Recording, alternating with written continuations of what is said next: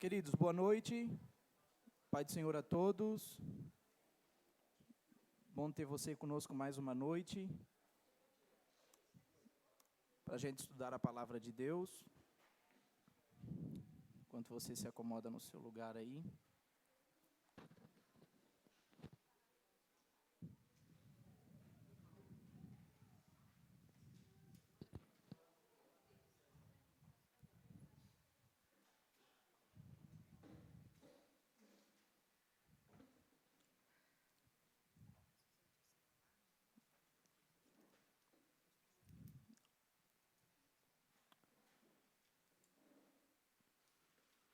Amém.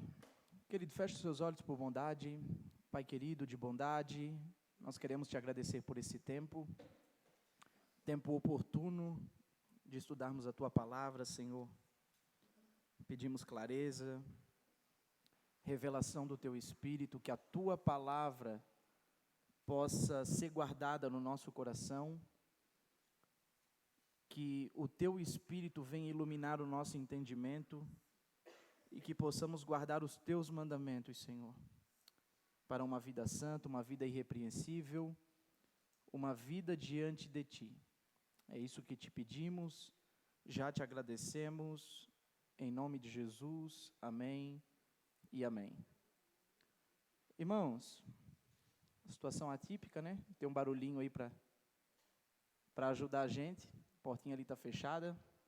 Vamos ver se a gente consegue se concentrar. Pedir direção do Espírito, né? Para que a gente venha manter a clareza. Os irmãos estão me ouvindo bem? O microfone está bem? Está meio tafanho ou está tudo certo? Tudo certo? Então tá bom. Gente, hoje estudo sobre fim dos tempos, tá? Alguém aqui leu Efésios? Todos? Que bênção. Viram o vídeo do pastor Felipe lá, não? E essa semana vai ter mais. Abra sua Bíblia comigo em Mateus 24. A gente vai expor o texto. Isso aqui é chamado de, se você quiser colocar aí no seu caderno, como o sermão escatológico de Jesus. Para a gente falar sobre escatologia, nada melhor do que falar a partir daquilo que Jesus fez, correto? E falou. Então a gente vai examinar Mateus 24. Primeira anotação que você pode fazer aí, irmãos, é que Mateus 24 e Mateus 25 é um único sermão, ok? Teve essa divisão de capítulo, mas quando você for ler Mateus 24 e Mateus 25, você pode olhar de forma cronológica, tá bom? Então, Mateus 24 e 25 é um único sermão de Jesus falando acerca do final dos tempos. O fim dos tempos, né, a área da escatologia, é uma matéria que abrange muitos temas, tá bom? Então, vai abranger a grande tribulação, milênio, juízo de Deus, derrota do anticristo e a grande Babilônia, o aprisionamento de Satanás. Então, é muita coisa, irmãos, que, claro, a gente não vai conseguir ver tudo hoje, correto? Lembrando que a gente está estudando sobre o nosso credo. Então, o que a gente vai focar hoje, William? Na igreja passando pela grande tribulação. Tá ok? Então, a gente vai falar a partir de uma visão pré-milenista histórico. Ok? O que é pré-milenista histórico, William? É que antes do milênio vai ter a grande tribulação e a igreja passa por essa grande tribulação. Ok? Não experimentando a ira de Deus. Ou seja, tem a grande tribulação e depois vai ter as 7 taças, né? Sendo derramada da ira de Deus sobre a humanidade. A gente não acredita que a igreja vai passar. Tá ok? Então vamos lá. Antes de começar, gostaria de indicar esse livro, tá? Se você ficar com dúvida ou ter interesse em aprofundar sobre essa visão, né, pós-tribulacionista, você pode comprar George Eldon Ladd, Esperança Abençoada. Tá ok? Aqui ele refuta, tá, irmãos? Todo o argumento pré-tribulacionista, ou seja, todo o argumento que diz que a igreja não vai passar pela grande tribulação. Então, quem estuda escatologia provavelmente já leu esse livro, é muito bom. Tá ok? Por que nós não acreditamos que o pré-tribulacionismo, ok? Pré-tribulacionismo, a igreja não passa pela grande tribulação. Pós-tribulacionismo, a igreja passa pela grande tribulação. Por que a gente não acredita que a igreja ela vai passar pela grande tribulação? Por que a gente não crê no pré-tribulacionismo? Antes de começar o nosso estudo, eu queria primeiro falar como que surgiu essa doutrina hoje tão falada, né? E que até chegou a ser feito filmes, deixados para trás, por exemplo, a gente vê nas novelas, né? As pessoas sumindo. Olha, cadê os crentes? Né? Sumiram, para onde que foram? Ninguém sabe. Irmão, essa doutrina, ela não é bíblica. Tá ok? E a gente vai ver biblicamente e ao longo da história. Essa visão pré-tribulacionista que eu estou falando, que a igreja não vai passar pela grande tribulação, é uma doutrina muito nova, que ela saiu no século XIX. Ela é uma doutrina nova. Ela foi uma doutrina que foi um homem responsável, John Nelson Darby, é o nome do cara que começou a divulgar essa doutrina, tá? Junto com outros homens. Eles estavam em conferências e tal, e teve uma menina que teve uma visão, e nessa visão, o arrebatamento da igreja se dava antes da grande tribulação. Então, eles pegaram essa visão e começaram a adaptar textos bíblicos a essa interpretação. O que aconteceu? Eles pegaram essa visão. Dentre os homens que estavam nessa conferência, andavam com John Nelson Darby, tinha um homem chamado, você vai lembrar, Scofield. Quem aqui lembra da Bíblia Scofield? Tem alguém não? Bíblia Scofield, muito usada na Assembleia de Deus. Então, Scofield pegou essa visão do pré-tribulacionismo e colocou os comentários na Bíblia dele. Logo em seguida, veio o movimento da Rua Azusa. Ok? Lembrando que esses homens, irmãos, que eu estou falando que tiveram, né, essa interpretação errônea, equivocada ao nosso ver, né, eram homens sérios, tá? Homens de Deus, então, não eram apóstatas, não eram heréticos, eram homens sérios. Porém, a visão, a interpretação que eles tiveram é uma visão equivocada. Então, Scofield pegou essa visão, colocou na sua Bíblia, Bíblia comentada por Scofield. A Assembleia de Deus saiu pelo mundo afora evangelizando, e qual é a Bíblia que eles pegaram? A Bíblia Scofield. Então, olha o crescimento que a Assembleia de Deus teve, não no Brasil, no mundo. Hoje, qualquer canto do mundo, irmão, que tu vai, tem uma Assembleia de Deus. Você vai lá no interior, tem uma Assembleia de Deus, pequenininha que seja. E qual que é a visão deles? É a visão pré-tribulacionista. Ok? Dito tudo isso, como que esse ensino foi divulgado? Agora sim nós vamos começar na nossa. Por que acreditamos que a igreja vai passar pela grande tribulação? Primeiro, o pós-tribulacionismo, a igreja passando pela grande tribulação, é uma doutrina muito antiga. É uma doutrina que se iniciou lá nos pais da igreja. Ou seja, lá no século II, os discípulos dos apóstolos, eles acreditavam que a igreja ia passar pela grande tribulação. Quando eu falo pais da igreja, toda vida que você ouvir essa referência, porque os pais da igreja eram só homens, William, grandes homens de Deus, não. É importante você frisar isso, se você quiser anotar. Pais da igreja também eram documentos datados dessa época. Por exemplo, nós temos alguns pais da igreja aqui que acreditavam que a igreja ia passar na grande tribulação, e após a grande tribulação, Jesus vem para buscar a sua igreja. Por exemplo, um documento mais importante, por exemplo, o Didaquê. O Didaquê é um livrinho pequenininho assim, irmãos, ó, até recomendo você comprar.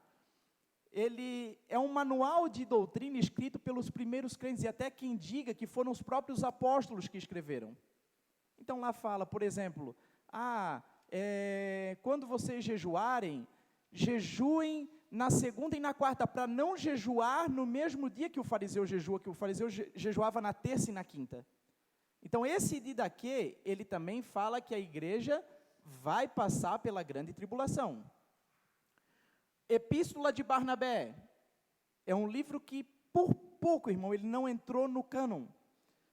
O Pastor de Hermas, outro livro que por pouco também não entrou. Lembrando, o Pastor de Hermas, por exemplo, é um pai da igreja, mas é um documento, é um livro, correto? Justino Marte, Irineu de Leão, Tertuliano, lembra do Tertuliano que o Felipe falou, que criou a doutrina da Trindade? Foi ele que sistematizou Pai, Filho, Espírito Santo. Esse irmão Tertuliano, ele falava que a igreja ia passar pela grande tribulação. Lactâncio, que foi outro irmão também, um pai da igreja, todos eles falavam acerca da grande tribulação e que a igreja estaria presente na grande tribulação. Ok? Todos os nossos irmãos, todos os pais da igreja, a igreja ao longo do tempo, sofreu perseguição. Não seria nessa última hora que a igreja vai deixar de sofrer, irmãos. Nós vamos passar por sofrimento. Amém? Até aqui tudo certo? Então vamos lá. Quem está com a Bíblia aberta em Mateus 24, se você pode rabiscar a sua Bíblia, vai ser muito bom. Vamos lá. Olha só. Jesus, ele está entrando em Jerusalém, no capítulo 21. Deixa a sua Bíblia aberta no capítulo 24 aí, irmão.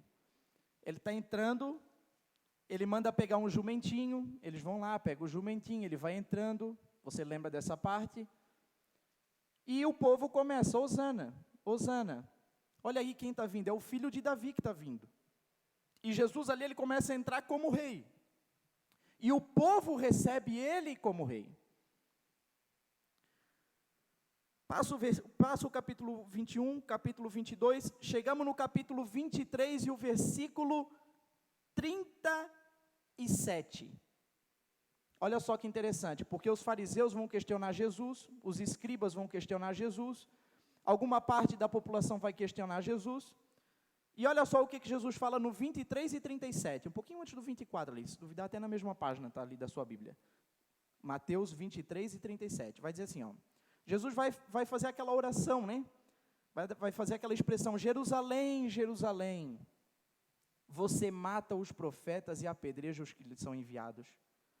Quantas vezes eu quis reunir os seus filhos, como a galinha junto os seus pintinhos, debaixo das asas, mas vocês não quiseram. Eis que a casa de vocês ficará deserta.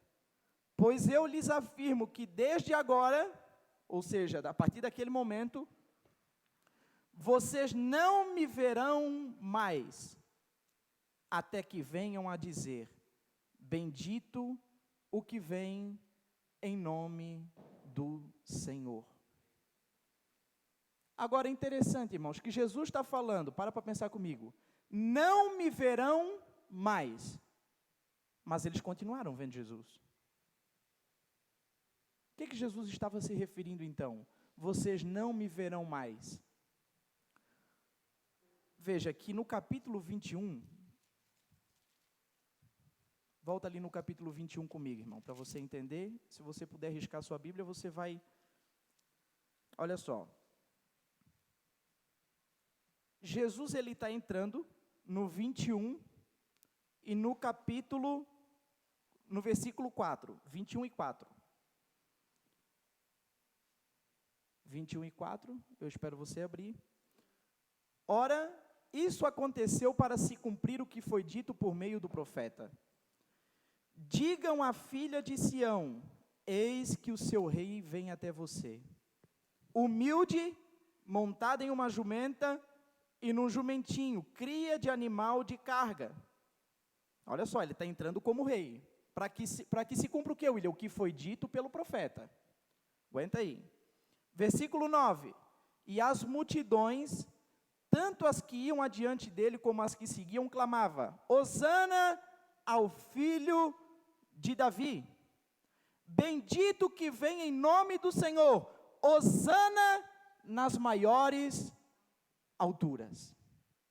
A profecia estava se cumprindo e havia ali uma animosidade por parte daqueles que estavam vendo. Eles estavam, cara, está cumprindo a profecia. Mas qual profecia é essa, William, que está se cumprindo? Vamos lá. Zacarias 9:9. Zacarias, irmão, fica 2 livros antes do Mateus ali. Malaquias é o último, Zacarias é o antepenúltimo, penúltimo melhor, né? Zacarias 9:9. Olha só, o que diz a profecia de Zacarias? Você vai entender o que Jesus está falando.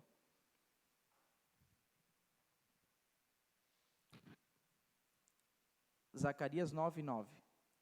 Alegre-se muito, ó filha de Sião. Olha, veja, certinho como está lá em Mateus 21. Exulte, ó filha de Jerusalém, eis que o seu rei vem até você, justo e salvador.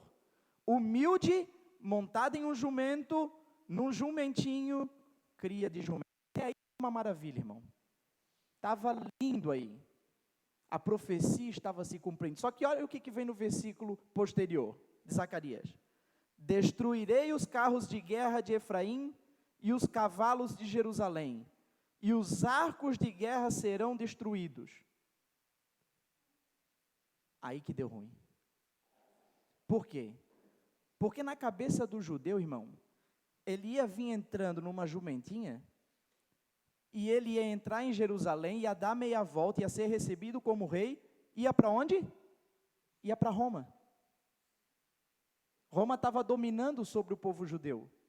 Então, na cabeça do judeu, ele estava pensando assim, ó, o próximo passo, depois daqui, ele vai lá destruir o imperador. E o nosso reino, o reino de Israel, vai ser liberto de Roma. Agora volte lá no Mateus 24. Só que não foi isso que ele fez. Ele estava entrando com o jumentinho, né? No capítulo 21. Só que sabe para onde que ele vai? Não. Ele não vai para Roma. Ele vai para o templo. Ele vai lá virar a mesa do templo e vai purificar o templo. Aí os fariseus ficavam indignados, irmãos. Porque, pera lá, pela profecia, era para ele destruir Roma. Mas ele não foi destruir Roma. Ele foi virar a mesa no templo. E tudo isso é sombra de quando Jesus voltar. Por quê? Porque o julgamento de Deus não vai começar pelo mundo. Vai começar pela igreja. Pensa num assunto propício para os nossos dias. Esses dias eu estava falando com o Felipe. Teve alguém que colocou nas redes sociais. Quando o Senhor quer julgar uma nação, Ele dá reis ímpios a essa nação. Eu modificaria uma coisa. Quando Deus quer julgar a igreja. Porque o mundo já está condenado. O mundo já foi julgado. O mundo está debaixo da ira de Deus. Agora, o que precisa ser purificado não é o mundo, é a igreja. Por isso que, em Efésios 5:26, isso é bom você anotar essa referência, que Paulo está falando sobre o casamento. Paulo está falando sobre o casamento, mas daí ele faz uma comparação do casamento, né, entre um homem e uma mulher, entre Cristo e a igreja. E aí o que ele vai falar no 5:26? Para santificar, purificando com a lavagem da água pela palavra, para apresentar a si mesmo uma igreja gloriosa, uma igreja sem mácula, nem ruga, nem coisa semelhante, mas santa e irrepreensível. Essa doutrina que dispensacionalista, que acha que a igreja vai chegar na última fase, como a igreja de Laodiceia, comparando as igrejas do Apocalipse, como uma ideia de uma cronologia da igreja no tempo, e a última igreja é a igreja de Laodiceia, e Deus vai apresentar para si uma igreja apóstata, essa doutrina não é bíblica, irmão. Deus vai apresentar para si uma igreja incendiada, uma igreja poderosa, uma igreja que vai estar amando a Jesus, uma igreja, como Paulo fala aqui em Efésios 5:26, sem ruga, santa, irrepreensível, uma igreja gloriosa. É isso que o Senhor vai apresentar para ele no final dos tempos. E nós estamos nesse processo de santificação, ok? Mas no final, vai ter um derramar tão grande do Espírito sobre a igreja, tão grande, Adriano, tão grande, que sabe o que vai acontecer? Vai se cumprir Apocalipse 22:17. A igreja e o Espírito dizem: vem. Nós clamamos: vem hoje? Nós não clamamos: vem. A igreja no Brasil hoje clama: vem? Não clama: vem. A igreja mundial hoje clama: vem? Não clama: vem. Por quê? Porque ainda não chegou nesse ápice. Veja, para o Espírito e a noiva dizer vem, é que os dois vão estar muito alinhadinhos, irmãos. E aí tu pensa uma coisa interessante, que no final dos tempos as placas das igrejas vão cair. As placas das denominações vão cair. Por quê? Porque a igreja, irmão, vai ser unida pelo Espírito. O clamor vai ser tão grande, a união da igreja vai ser tão grande, presbiteriana, batista, Assembleia de Deus, Mevan, todos vão dizer uma única coisa: está na hora do nosso Senhor vir. É isso que vai acontecer. Mas voltando, quando Jesus fala, não me verão mais, é desse momento que Jesus estava falando para eles: vocês não vão me ver mais como rei. Porque eles continuaram vendo Jesus. Jesus entrou como rei, eles não reconheceram. Então Jesus disse para ele: olha, como rei, vocês não vão me ver mais, até que venham a dizer: bendito o que vem em nome do Senhor. Agora analisa comigo, irmão. Jesus acabou de falar isso, bendito o que vem em nome do Senhor, começou o capítulo 24 daí. Analise na sua Bíblia junto comigo aí. A Bíblia fala: Jesus saiu do templo, e enquanto caminhava, os seus discípulos se aproximaram para lhe mostrar as construções do templo. Ele, porém, lhes disse: vocês estão vendo todas essas coisas? Em verdade lhes digo, que não ficará aqui pedra sobre pedra que não seja derrubada. Jesus estava sentado no Monte das Oliveiras, quando os discípulos se aproximaram dele, e em particular lhe pediram: diga-nos, quando essas coisas vão acontecer, e que sinal haverá da sua vinda e do final dos tempos. Eu queria que você anotasse alguma coisa aí no seu caderno. Você vai anotar o seguinte, capítulo 24, versículo 4, 24, 4 até o 8. 24, do versículo 4 até o 8. Isso aqui se chama princípio das dores. Ok? Princípio das dores. Nós vamos repartir aqui, você vai ver como que vai ficar fácil. Do versículo 9 até o versículo 14, as dores começam a se intensificar. Ou seja, 9, 14. E do versículo 15 em diante, do versículo 15 em diante, 15 em diante, grande tribulação. Vou botar um GT aqui para você entender. Grande tribulação, princípio das dores, e aqui dores intensas. Dores intensas. 4 ao 8, princípio das dores. 9 ao 14, dores intensas. A partir do versículo 15, grande tribulação. Vamos lá. Versículo 4, e Jesus respondeu. Eles perguntaram para Jesus, quais sinais são esses do final dos tempos?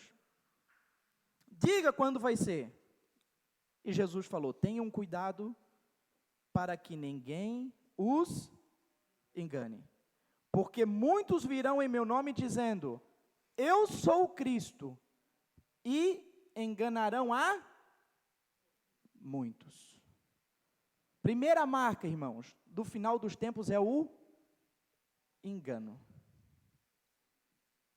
Mas quem faz aqui a IBM não vai ser enganado, irmão. Engano.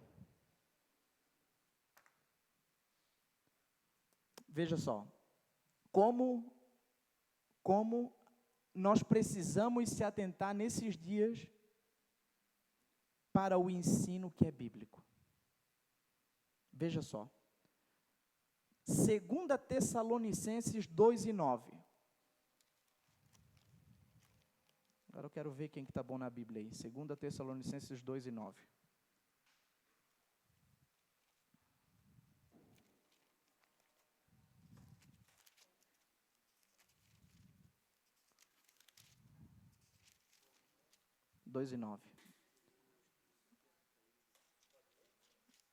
Pode ler, William, fazendo favor.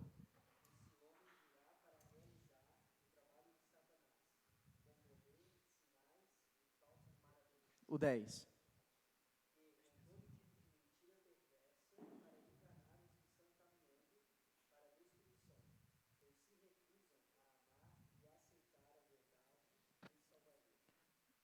Olha aí. O que Paulo está falando em 2 Tessalonicenses 2:9? O aparecimento do iníquo. Esse iníquo aqui, irmãos, é o anticristo, tá? O iníquo, o anticristo, ele vai enganar a muitos com prodígios e mentiras. Então, assim, ó, você vai anotar aí, engano. Bota assim, ó, engano no seu caderno. E você coloca assim, ó, Mateus 24:5. Mateus 24:5. Mateus 24:11. Veja que nas dores intensas, depois a gente vai entrar, mas Jesus também fala que muitos falsos profetas vão enganar a muitos. Então, Mateus 24:5, Mateus 24:11, 2 Tessalonicenses 2:9 e 10, e 1 Timóteo no capítulo 1. 1 Timóteo no capítulo 1, olha o que Paulo vai falar também. Olha como é um assunto que a gente precisa falar, e segundo o mestre Felipe, ele vai fazer uma mensagem sobre isso aqui, irmão. Olha só. 4:1, ora, o Espírito afirma expressamente que nos últimos tempos, olha só, Paulo falando da doutrina de Jesus, nos últimos tempos, alguns apostatarão da fé, por obedecerem a espíritos enganadores. Olha o tamanho da apostasia que vai ter, irmão. Olha como é importante, como a Bíblia enfatiza, Adriano, o engano. Jesus fala, cuida para vocês não serem enganados. Paulo fala para a igreja tessalônica, cuida para vocês não serem enganados. Paulo fala lá para a igreja que Timóteo estava pastoreando, cuida para que vocês não sejam enganados. Por quê? Porque o falso profeta, irmão, o engano, converso muito isso aqui com o Adriano e com o Felipe, ele não vem dizendo, olha, eu sou o falso profeta. Não. O falso profeta, ele sempre vai falar alguma coisa de verdade. Pode notar isso aí. O camarada que está na televisão, o camarada que está pregando um falso ensino, ele sempre vai falar 90% de verdade, mas 10%, irmão, da mentira, é aquele 10% ali que pega muitas vezes a gente. Oferta 10 mil, mas o cara é um homem de Deus, está pedindo 20 mil, está pedindo 30 mil, tu acaba caindo. Hoje, a inerrância das Escrituras. Muita gente falando, a Escritura, ela contém a palavra de Deus, mas ela não é a palavra de Deus. Aí você olha a vida do camarada, é um camarada sério, um camarada íntegro, é um cara que está na igreja já faz tempo. Às vezes a gente acha que falso profeta, Luizinho, é o cara que vai chegar aqui, olha, irmão, ei, nota eu aqui, ó, falso profeta, vem junto. Não, irmão, a Bíblia fala que muitos vão se apostatar da fé. Sabe o que é isso? Não, deixar a fé, por causa de ensinos de demônios, falsos ensinos. Então, primeira marca do final dos tempos é o engano. E nós temos que falar sobre isso.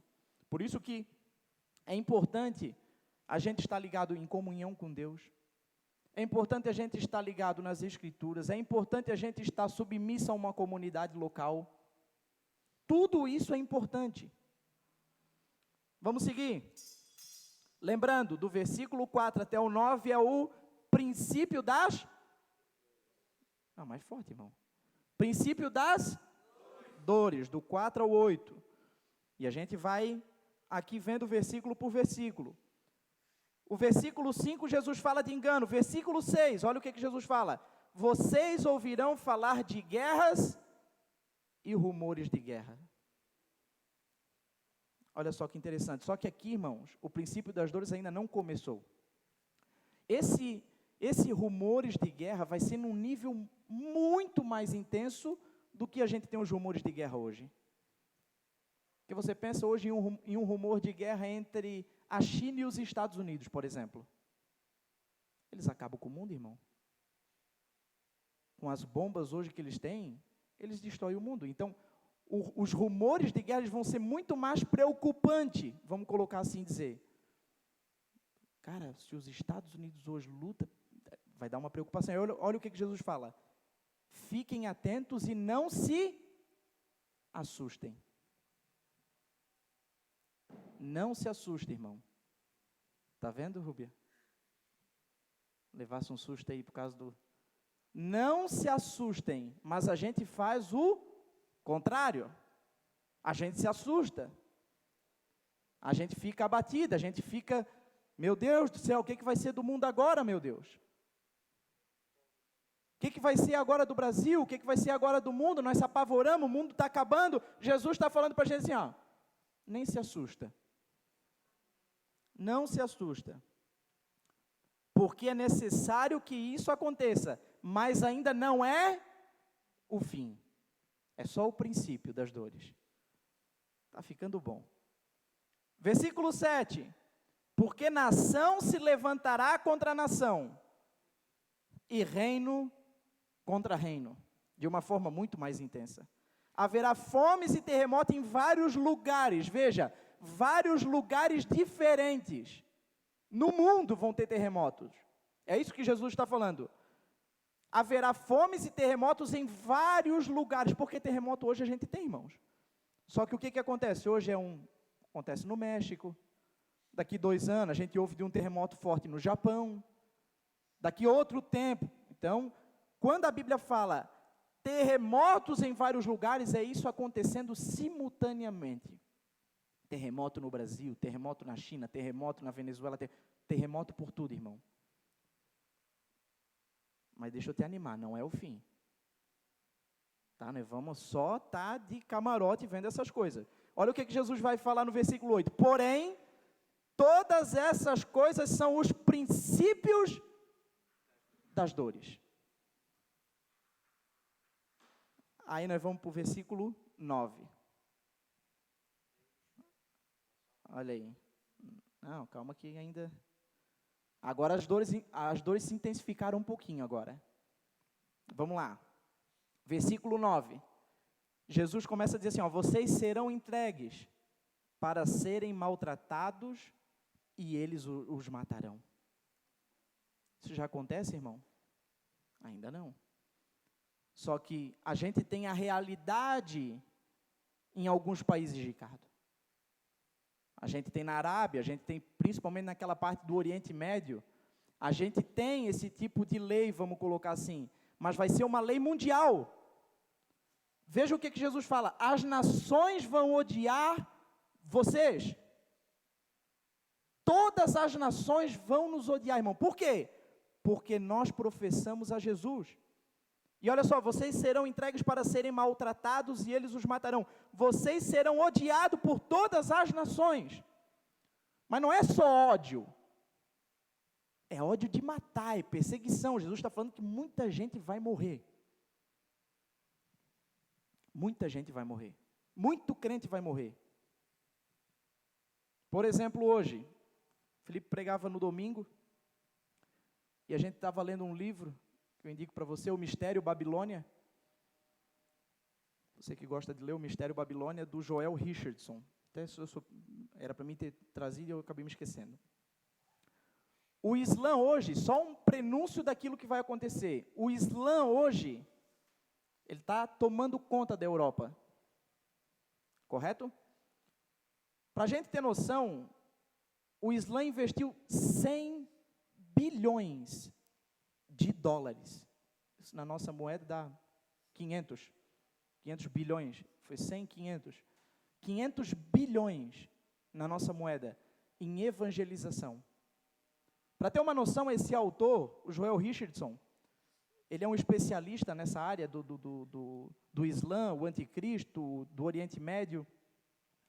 Ele disse assim, eu tenho na minha casa hoje uma cópia do Alcorão em capa dura e vários panfletinhos explicando o que é o Islã.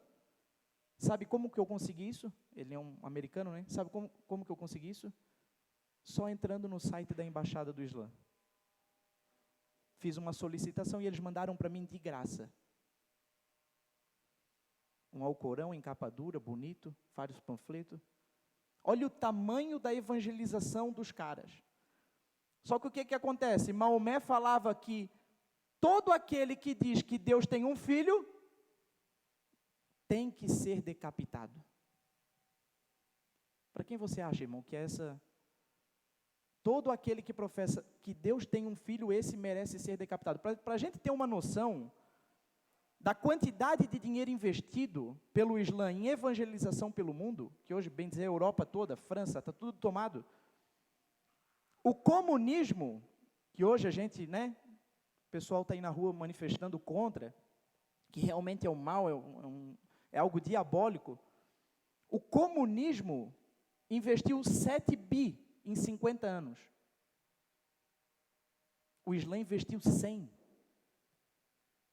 Para a gente ter uma noção. Mas por que tu está falando isso, William? Relacionado com o ódio, que vamos ser odiados.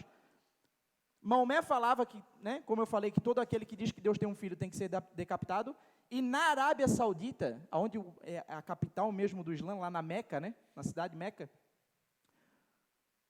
esse autor fala que uma professora, ela foi condenada a levar 700 chibatadas, se eu não quero estar enganado, por apenas dizer que os judeus eram boas pessoas. Já parou para pensar, irmão? A pessoa só dizia assim na sala de aula, não, os judeus, eles também são ser humanos, são pessoa boa. Manda chibatada nela. Vai ser nesse nível muito mais, geograficamente falando, abrangendo o mundo todo.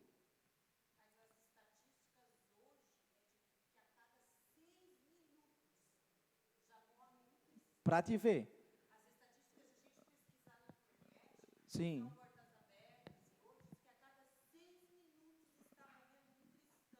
Sim. Isso, nessa parte lá, parte do Oriente Médio, essa parte que fica mais para lá, realmente há uma perseguição contra os judeus. Não divulga. Não, é porque... Eles não querem que nós tenhamos esse testemunho que fortalece nós como cristãos.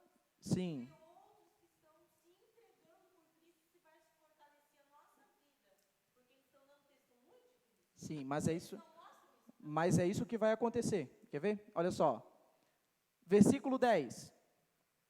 Versículo 10. Nesse tempo, muitos hão de se escandalizar. Muito boa observação da irmã. Isso acontece lá fora e vai ser tomado numa proporção mundial. Versículo 10. O ódio, a traição e o engano vai ser numa proporção muito grande. Versículo 11.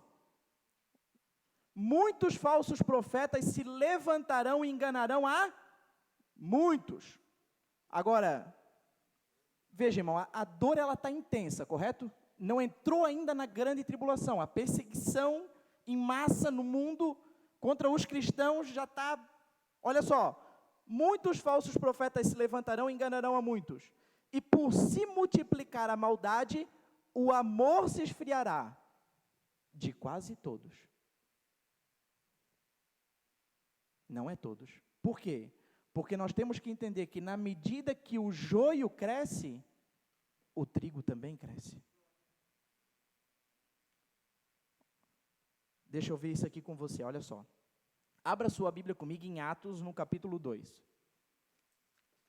Atos, no capítulo 2.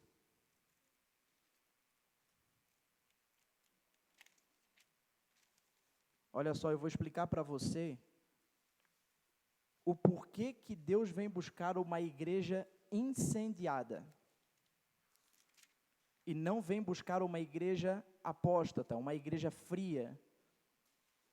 Olha só, Atos 2 e o versículo 17. Pedro está explicando para os irmãos o que está acontecendo, aquele fenômeno que aconteceu em Pentecoste. Pedro está explicando para os irmãos o que aconteceu. Ele vai falar assim, mas o que está acontecendo é o que foi dito por meio do profeta Joel. Ou seja, o que Joel falou estava se cumprindo. Só que na teologia, a gente tem uma maneira de interpretar chamada interpretação dos dois montes. O que é? É quando a profecia se cumpre, mas ela não se cumpre na sua totalidade. O que aconteceu em Atos 2 é uma sombra daquilo que vai acontecer no final dos tempos. Por que eu sei disso? Está no texto. Olha só Pedro falando, acontecerá nos últimos dias. Isso aqui, Pedro falando, ele está repetindo Joel 2, irmão. Só para você entender, se chegar em casa você pode ler Joel 2, é o que Pedro está falando, é o que está escrito lá. Nos últimos dias, derramarei do meu espírito sobre toda a humanidade, filhos profetizarão, jovens terão visões, velhos sonharão, servos e servas, derramarei o meu espírito. Tudo isso aconteceu. Agora, como que eu sei que essa profecia não se cumpriu na sua totalidade? Olha só o versículo 19. Mostrarei prodígios em cima no céu e sinais embaixo na terra. Sangue, fogo, fumaça, o sol se transformará em trevas e a lua em sangue, antes que venha o grande e glorioso dia do Senhor. Deixa eu perguntar para você, já apareceu prodígio no céu ou não? Não. Nesse dia apareceu sangue, fogo e nuvens de fumaça? Também não. O sol se transformou em trevas? Também não. Por quê? Porque isso vai acontecer no final dos tempos. E mais uma vez o Senhor vai derramar sobre a sua igreja um amor, uma paixão. O Espírito vai ser derramado de forma tão intensa, irmãos. Tu sabe por quê? Porque você já parou para pensar, pode alguém morrer por Jesus sem estar queimando de amor por Ele? Não dá, irmão. Não dá. Por isso que lá em Atos 1, os discípulos perguntam para Jesus, Jesus, é nesse tempo que tu vai restaurar o reino de Israel, não? O nosso reino vai ser restaurado agora? E Jesus fala para eles, olha, não compete vocês saber isso, mas uma coisa é certa, vocês serão revestidos de poder. Para o quê? Para serem minhas testemunhas. O que é testemunha, irmão? No grego, martírio. Vocês vão receber poder para morrer pela minha causa. Uma igreja incendiada que vai estar cheia do Espírito Santo para levar o Evangelho até as nações. Agora olha só, o versículo 13. Versículo 13. Aquele, porém, que ficar firme até o fim, esse será salvo. Versículo 14. E será pregado esse Evangelho do reino por todo o mundo. Então veja, quando as dores estão intensas, perseguição, veja que o Evangelho está sendo pregado no mundo. Nunca antes na história o Evangelho vai ser tão pregado.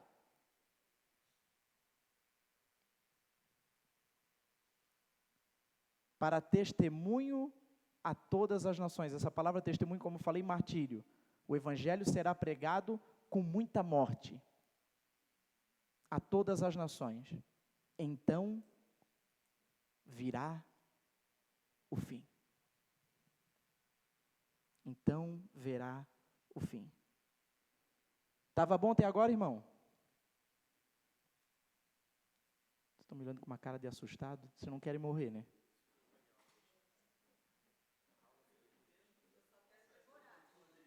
Mas deixa eu falar um negócio para vocês. A grande tribulação nem começou ainda. Agora que o bicho vai pegar, irmão. Vai lá para o versículo 15.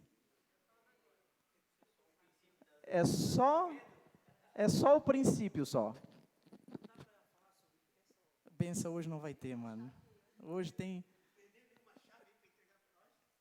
engano, fome, terremotos simultâneos, nação contra nação, cristãos sendo entregados para a morte, o evangelho sendo pregado no mundo através de muita morte, muito testemunho.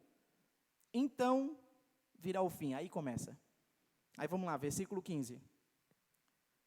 Quando, pois, vocês virem situado no lugar santo, o abominável da desolação. Esse abominável da desolação, você pode botar aí, anticristo, o famoso. Está ele aí, irmão. Ó. Tu estava esperando chegar a hora dele que eu sei. Aonde que o pastor vai falar do anticristo? Ele nem apareceu ainda nessa morte. Essa morte toda, perseguição, o anticristo nem se revelou, Felipe. Mas agora ele vai, olha aí ele aí, irmão. Ó. Quando, pois, vocês virem situado no lugar santo o abominável da desolação, ou seja, no lugar santo no templo, de quem falou o profeta Daniel, quem lê, entenda. Ou seja, depois você vai ter que chegar em casa, vai ter que ler Daniel, e você vai entender, Jesus está falando. Então, os que estiverem na Judéia, fujam para os montes.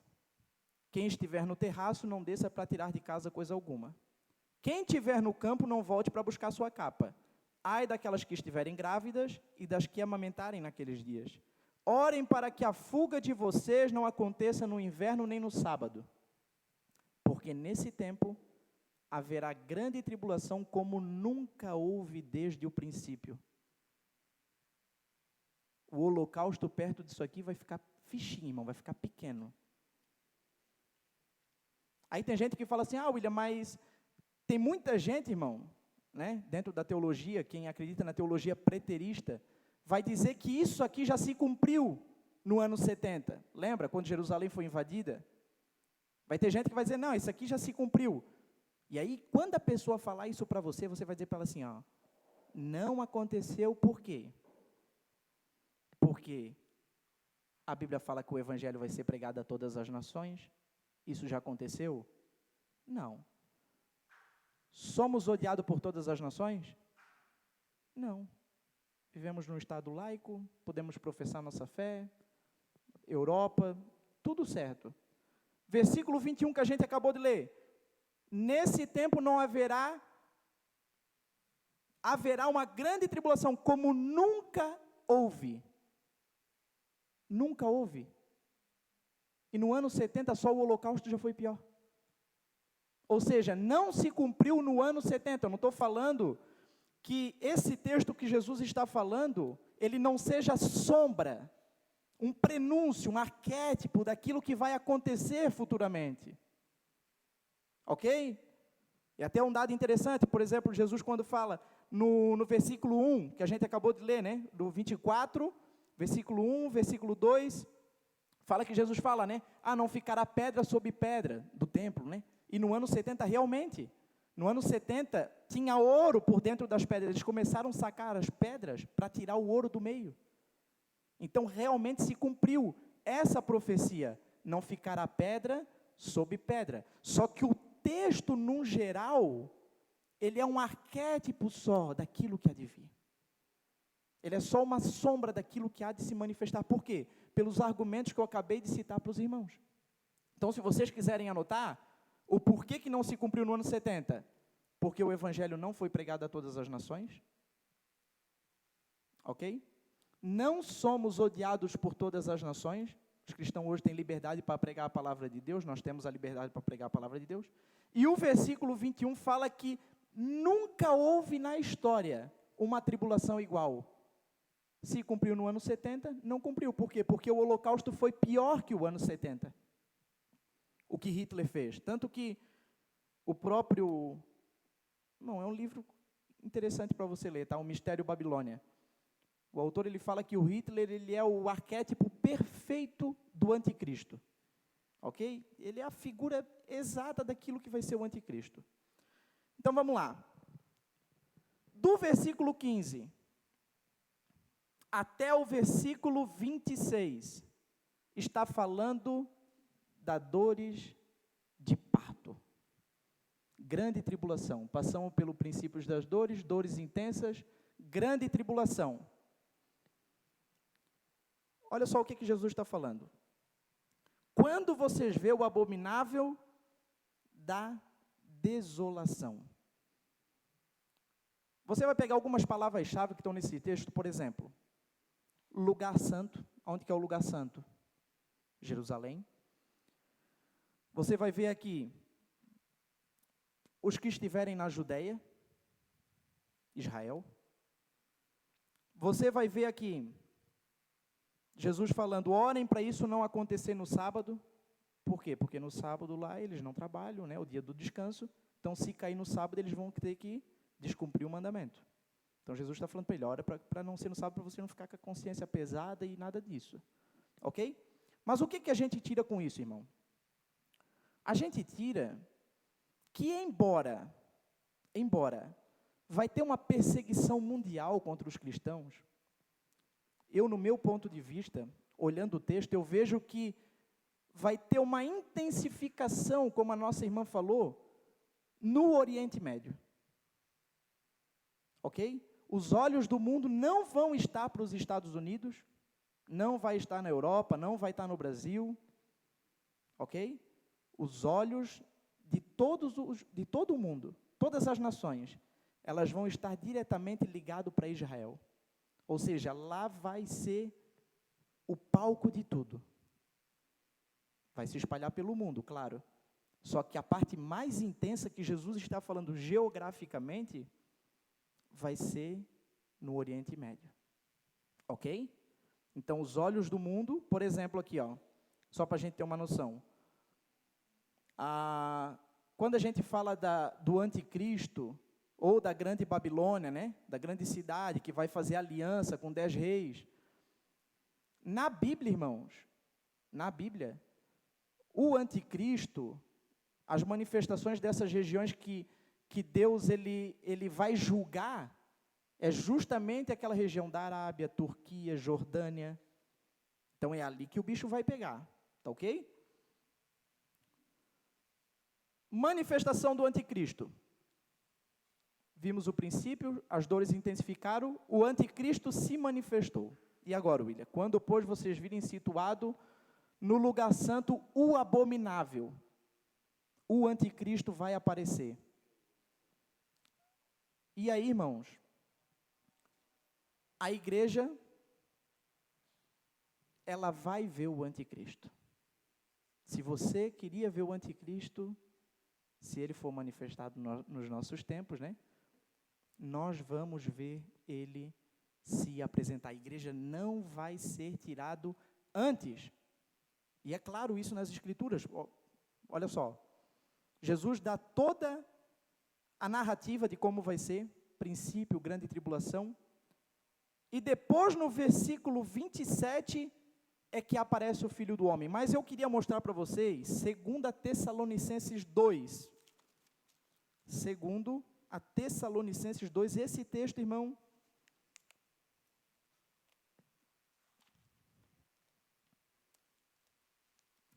Segunda Tessalonicenses, no capítulo 2, olha só, a epígrafe do texto é assim, ó, o homem da iniquidade e a vinda do Senhor. Ou seja, quando você vê na Bíblia o homem da apostasia, o homem da iniquidade, a besta, o anticristo, está falando tudo do mesmo homem, correto? Aí Paulo vai falar, irmãos, no que diz respeito à vinda de nosso Senhor Jesus Cristo e à nossa reunião com Ele, pedimos que vocês não se deixem demover facilmente de seu modo de pensar. Nem fiquem perturbados, quer por espírito, quer por palavra, quer por carta, como se procedesse de nós, dando a entender que o dia do Senhor já chegou. Olha só, essa igreja, ela estava recebendo informação que o dia do Senhor já tinha chegado, tinha chego. E Paulo está falando para eles, não deixe-vos enganar. Olha o versículo 3.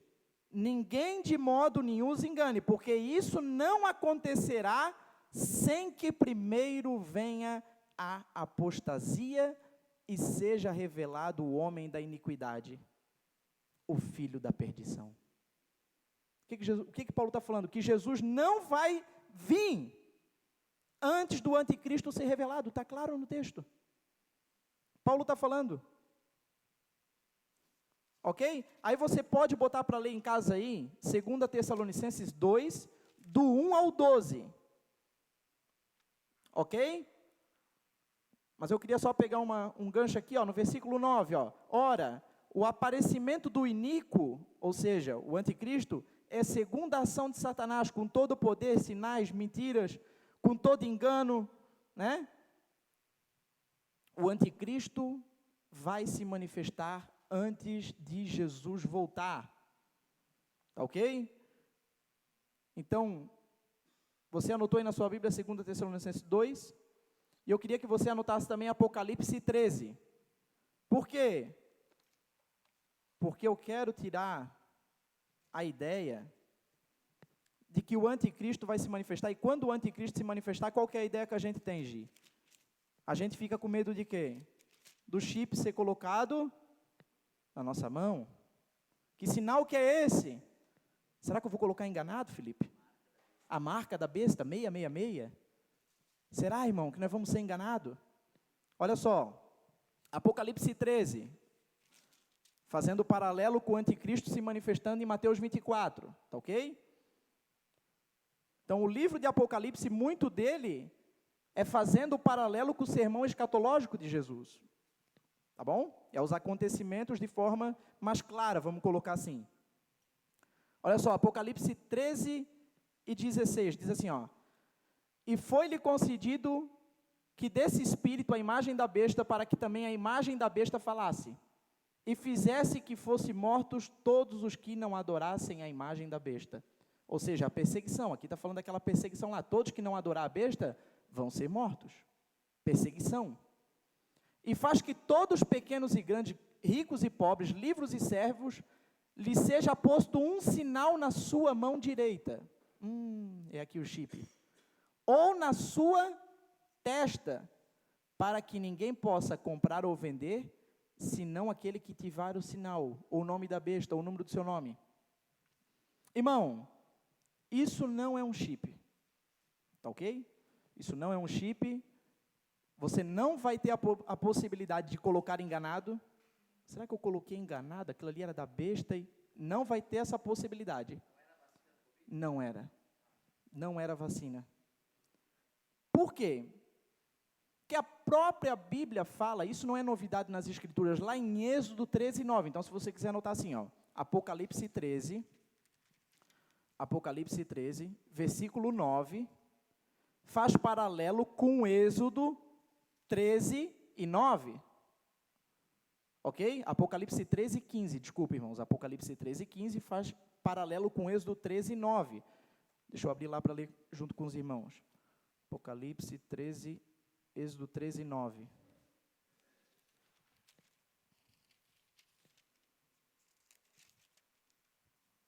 Olha só.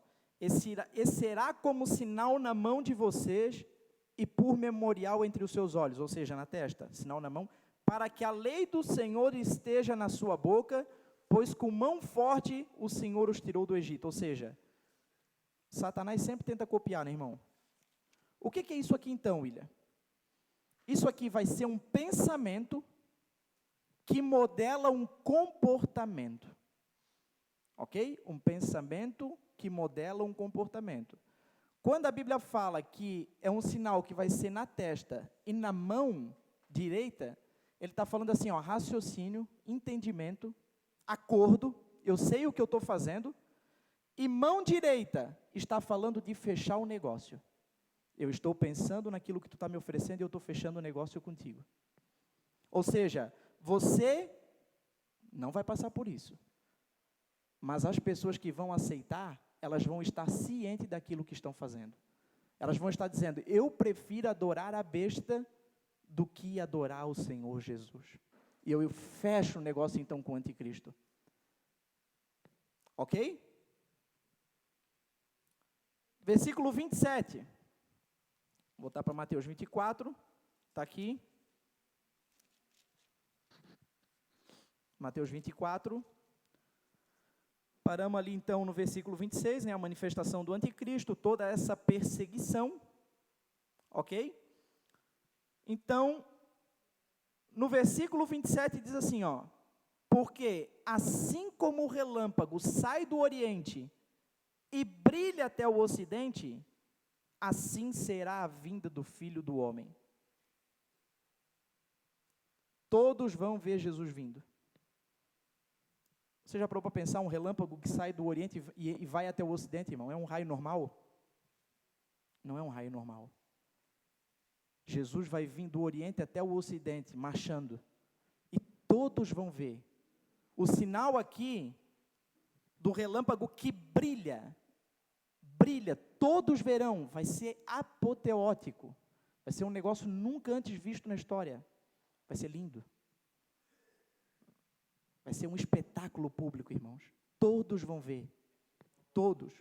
Tudo é tipo uma volta olímpica. Jesus vai estar passando pelo mundo, mostrando que Ele é o Rei das Nações. E aí, do nada, parece que acaba... Olha, você vai reparar no texto comigo, olha na sua Bíblia aí. Porque assim como o relâmpago sai do Oriente e brilha até o Ocidente, assim será a vinda do Filho do Homem. Aí parece que fica meio sem nexo, 28.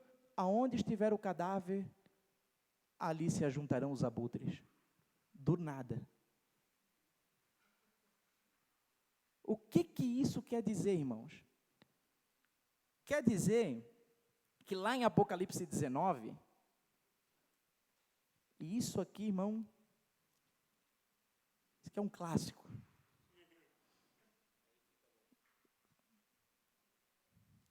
Apocalipse 19. Isso aqui você precisa anotar, irmão, que isso aqui é lindo. Apocalipse 19, olha só. O que Jesus está falando? Oi? Apocalipse 17? Apocalipse 19. Tá. Daqui a pouco eu já volto ali, tá, Bruna? Só para não perder o raciocínio aqui. Apocalipse 19. Olha só que interessante.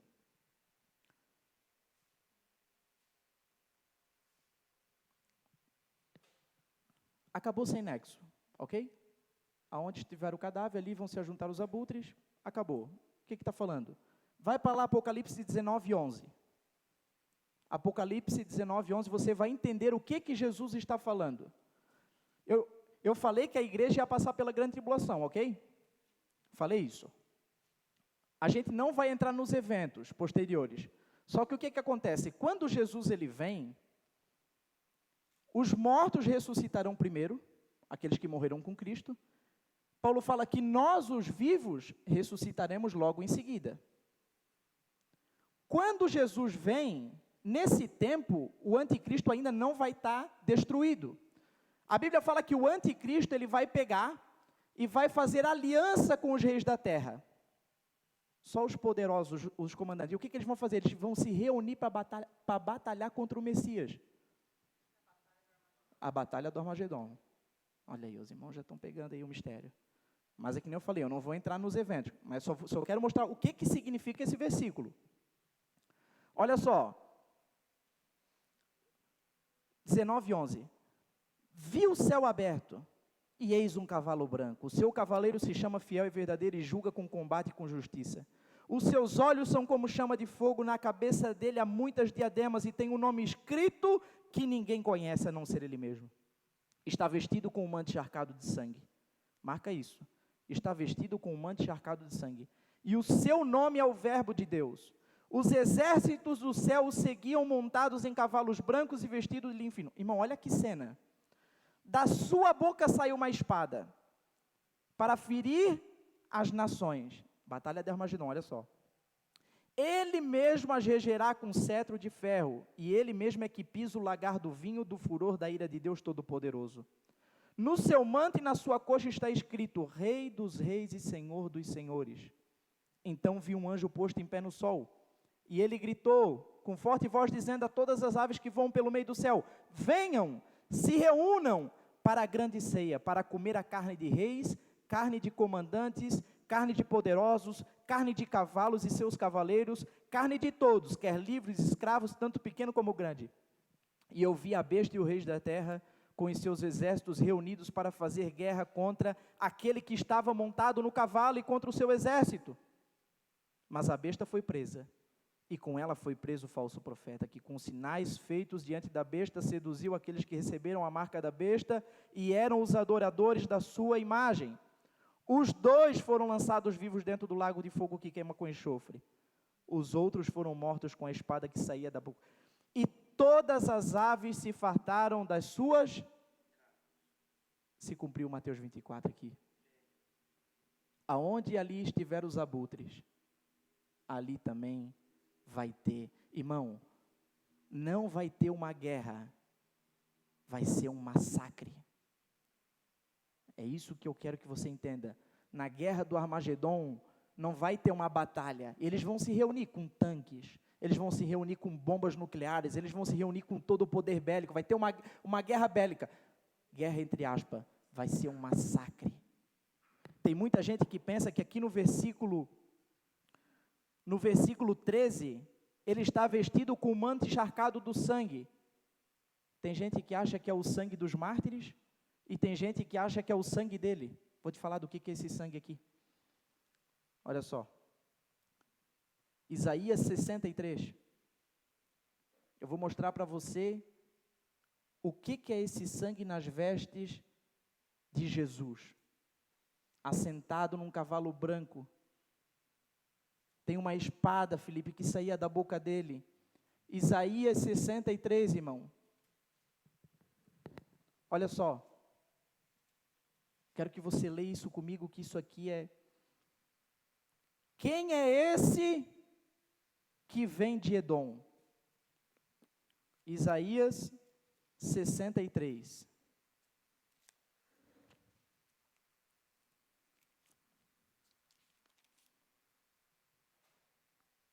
Todos acharam? Isaías 63, olha isso aqui. Quem é esse que vem de Edom? Edom, irmãos, sabe onde que fica Edom hoje? Não, na Jordânia. Quando eu falei para vocês que os olhos do mundo vão estar naquela região, quem é esse que vem de Edom? Está falando quem é esse que vem da Jordânia? Olha só, com vestes tintas, esse que é glorioso em sua vestidura, que marcha com a sua grande força. Jesus fala, eu falo em justiça, poderoso para salvar. Por que está vermelha a tua vestidura e as tuas roupas como a daquele que pisa no lagar? Jesus vai falar, eu sozinho pisei no lagar, e dos povos ninguém houve comigo. E eu os pisei na minha ira, e os esmaguei no meu furor. E o seu sangue salpicou as minhas vestes, e eu manchei todas as minhas vestes. Porque o dia da vingança estava no meu coração, e o ano dos meus remidos, aqueles que sofreram, era chegado. E olhei, e não havia quem me ajudasse, e admirei-me de não haver quem me sustivesse. Por isso o meu braço forte me trouxe a salvação, e o meu furor me susteve. Eu atropelei os povos na minha ira, e os embriaguei no meu furor, e a sua força derrubei por terra. É isso que vai acontecer. Ele sozinho vai pisar no lagar, e vai ser uma carnificina. E é interessante, irmão, que João disse que vê um anjo em cima do sol dizendo para as aves, olha, vão e se fartem com as carnes que estão jogadas lá. Agora você pensa numa cena, que pequeno que deve ser esse anjo para estar em cima do sol. Já parou para pensar o tamanho do anjo que vai estar em cima do sol? Não, dizendo para o... Todos os olhos verão. Ah, papai. Não, você me segura, que eu já quero dar uma... Quero ir para o bar do Joel, Adriano. Então, vamos lá. Mateus 24 e 29, vamos lá. Onde estiver o cadáver, ali se juntarão os abutres. Versículo 29. Logo em seguida a tribulação daqueles dias, ou seja, o sol escurecerá, a lua não dará a sua claridade, e as estrelas cairão do firmamento. E os poderes do céu serão abalados. Então, olha como a igreja passa pela grande tribulação, irmão. Foi falado tudo isso aqui, a manifestação do anticristo, tudo isso aqui foi falado. Então aparecerá no céu o Filho do Homem, e todos os povos da terra se lamentarão e verão o Filho do Homem vindo sobre as nuvens do céu com poder e glória. E ele enviará os seus anjos com grande som de trombeta, os quais reunirão os seus escolhidos dos quatro ventos, de uma extremidade à outra. Agora, para pensar uma coisa. Jesus veio, correto? Ele está continuando o sermão. Ele ainda está fazendo paralelo com o texto que ele acabou de falar. Veja lá no versículo 36, antes de a gente falar do 32, que é logo em seguida. Tem a parábola da figueira, mas nós vamos para a exortação à vigilância. Olha só, a respeito daquele dia e hora ninguém sabe, Jesus fala, correto? Mas eu vou falar para você como a volta iminente de Jesus, ela não é bíblica. Ah, Jesus pode voltar agora. Jesus não vai voltar agora, irmão. Afirmo para você que Jesus não volta hoje, nem amanhã e nem daqui a uma semana. Por quê? Jesus fala no versículo 36, a respeito daquele dia, daquela hora ninguém sabe, correto? Ah, não, então ele pode vir agora, William. Não. Olha só o versículo 32, a parábola da figueira. Aprendam a parábola da figueira. Jesus continua o sermão. Quando já os seus ramos se renovam e as folhas brotam, vocês sabem que o verão está próximo. Assim também vocês, quando virem todas essas coisas, saibam que está próximo às portas. Nós vamos discernir as estações. Nós vamos discernir todos os sinais. Olha o que Jesus fala. Em verdade, lhes digo que não passará essa geração sem que tudo isso aconteça. Jesus não está falando para a geração que está ouvindo ele. Jesus está falando da geração que vai ver todos os sinais acontecendo simultaneamente. Todos esses sinais que a gente acabou de falar, uma geração que vê todos esses sinais, pode ter certeza que não vai passar essa geração se Jesus não voltar. Jesus vai voltar para essa geração. Mas vamos prosseguir para a gente encerrar. Uma coisa que eu queria frisar com os irmãos, nós sabemos então a estação, correto? Vai lá para 1 Coríntios, no capítulo 15. 1 Coríntios, no capítulo 15.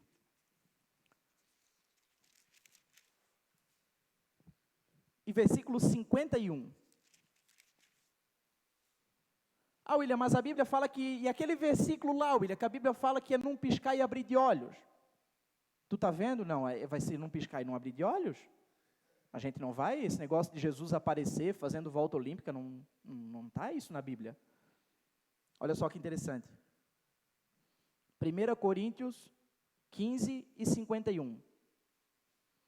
Diz assim, ó, eis que vou lhes revelar um mistério, nem todos dormiremos, ou seja, aqueles que estão mortos, né? Mas todos seremos transformados, ok? Num momento, num abrir e fechar de olhos, ao ressoar da última trombeta. A trombeta soará, os mortos ressuscitarão incorruptíveis, e nós seremos transformados. Veja que não está falando que Jesus vai vir num abrir e piscar de olhos. Paulo está falando que nós seremos transformados num abrir e fechar de olhos. A nossa transformação para um corpo glorificado Tanto aqueles que estão mortos vão ressuscitar primeiro, vai ser num abrir e piscar de olho que eles vão ressuscitar com o seu corpo glorificado. Da mesma maneira que vai ser num abrir e fechar de olhos, que nós vamos ter o nosso corpo transformado como o de Jesus. É isso que Paulo está falando. E para a gente finalizar, 1 Tessalonicenses 5:1.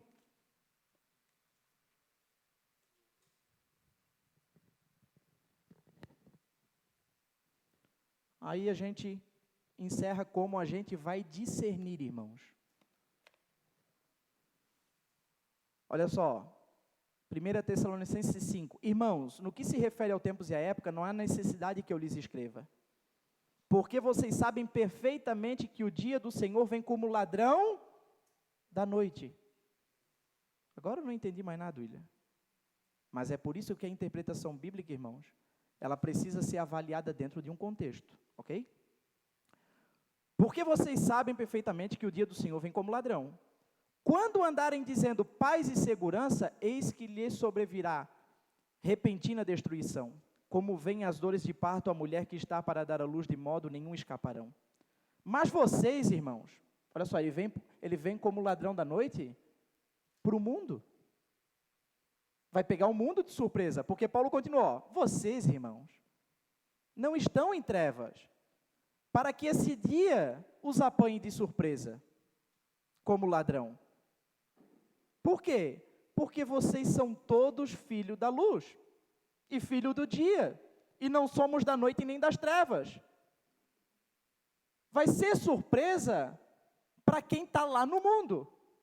Agora, para quem está na igreja, essa geração que Jesus fala, vai discernir espiritualmente, irmão, queimando por ele, uma igreja avivada, que vai estar morrendo pelos mundos, mas vai morrer alegre, cantando, como os pais da igreja, como nosso Senhor, morreu louvando a Deus. Assim também vai ser a igreja do final dos tempos, vai ser uma igreja gloriosa, uma igreja avivada, uma igreja cheia de amor por Jesus, que vai estar morrendo pela causa do Evangelho. E quando isso tudo chegar, a igreja vai discernir, é chegada a hora dos nossos corpos serem glorificados. Amém? Coloque de pé então, passei um pouquinho. Vamos ver se mais para frente a gente fala dos outros eventos. Não vou abrir pergunta, daqui a pouco eu já respondo a pergunta da Bruna, como a gente vai ficar lá atrás conversando, e a gente vai conversando, já vai suprindo a dúvida dos irmãos. Amém? Vamos orar? Alguém ficou animado? Não? Pensativo. Gostei. Pensativo. Ora para nós, pastor Adriano.